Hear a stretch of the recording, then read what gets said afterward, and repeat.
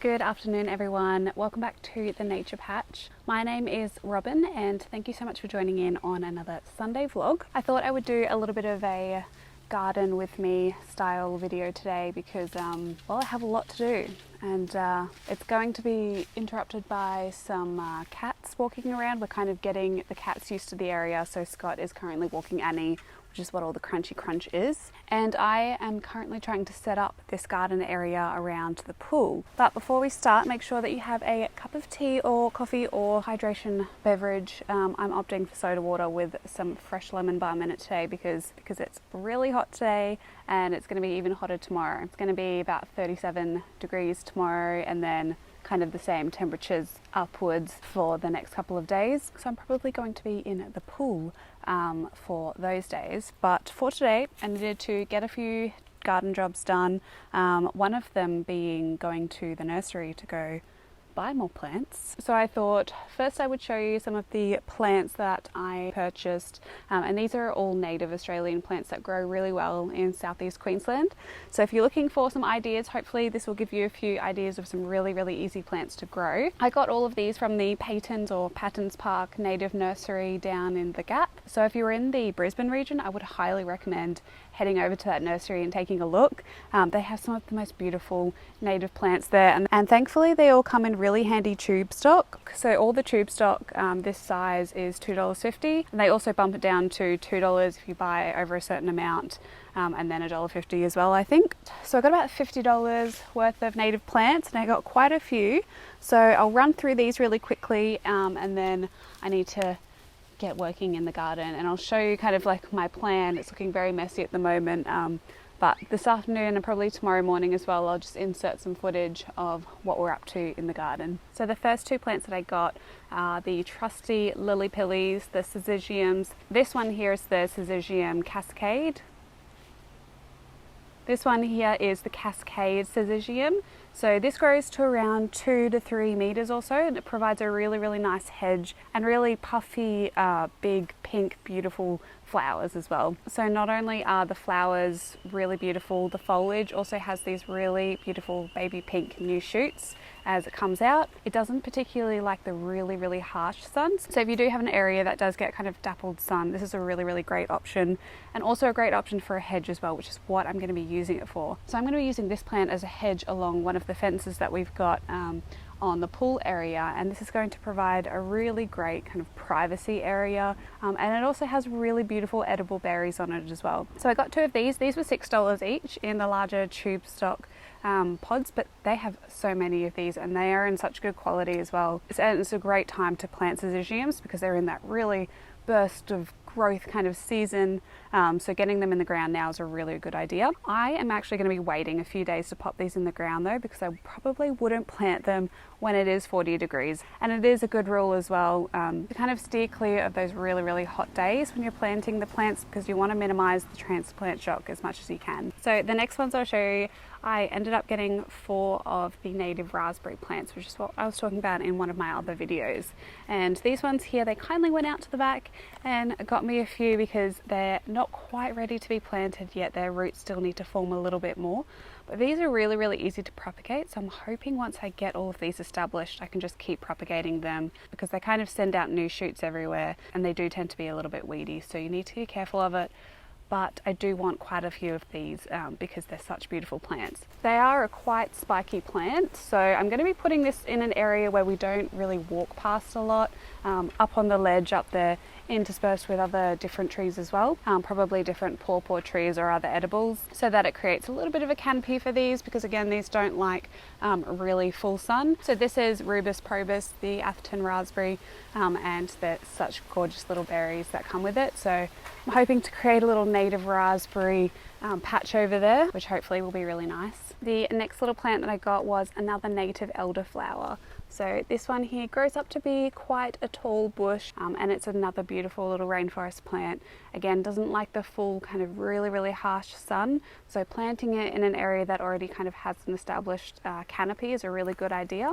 But these grow really well in the southeast Queensland region. And one of mine just recently flowered as well, so I'm hoping to get a few of these in the garden and create some native elderflower cordial, or native elderflower wine would be amazing with these. The next one that I picked up was the kangaroo apple. This has some native berries as well. It's another bush tucker plant. So this is Solanum aviculare, and it grows to about 3 to 4 meters tall. It's another rainforest plant, and it's a bit more of a pioneer plant as well, so they tend to grow quite quickly.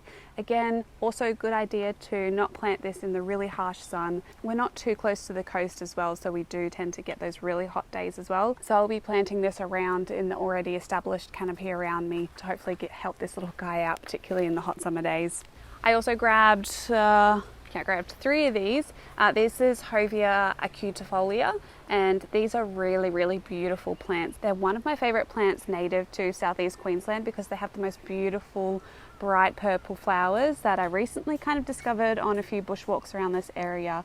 I'm getting to know all of the different flowers and all of the different flowering times, and when I saw these, it was just amazing in the bush. It was just like little dots of purple all around in the bush. I had the photo as my screensaver on my phone for like months, and they grow like crazy around here. They grow to generally around 1 to 4 meters, but I've only really ever seen them around 2 meters or so, and they grow in really granitic soil as well. So these ones here I'll be planting back over there, way down there in the bush there, because we can see the bush from the balcony, and I really want to have a few little bits of purple kind of popping in the bush when these end up flowering. Another plant I saw, mainly because of the name, let's be honest, was the cat whiskers plant. This has really pretty wispy kind of flowers.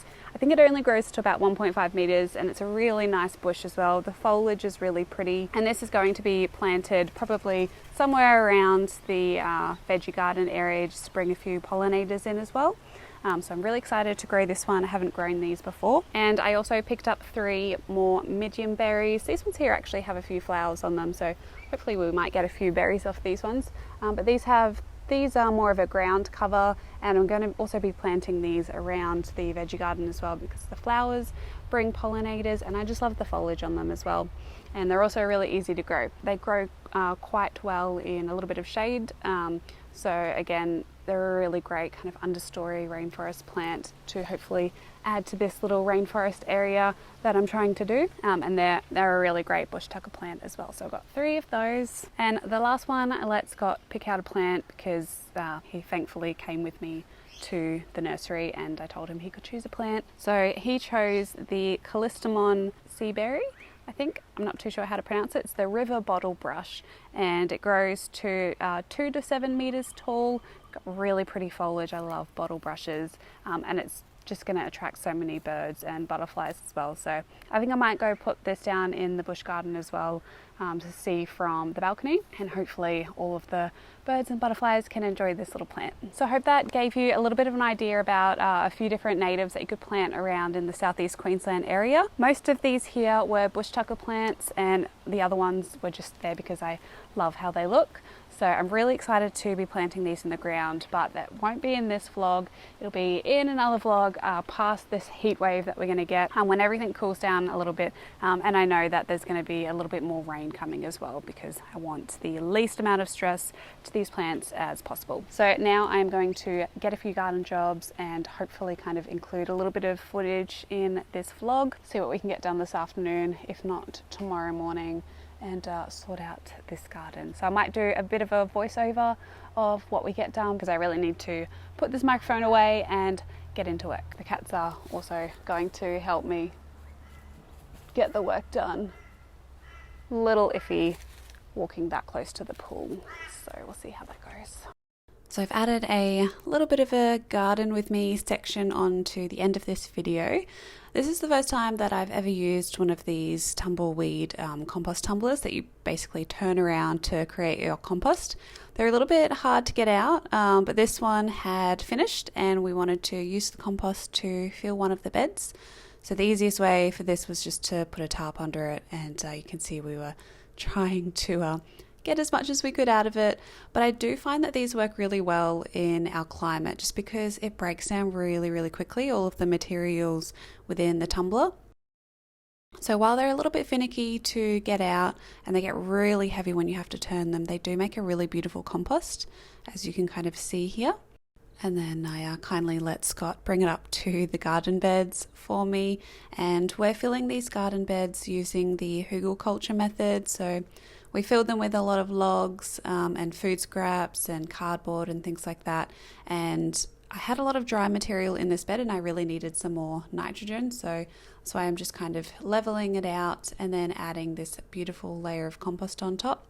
And in another video, I'm going to be testing this to check the pH to see what it's going to be like.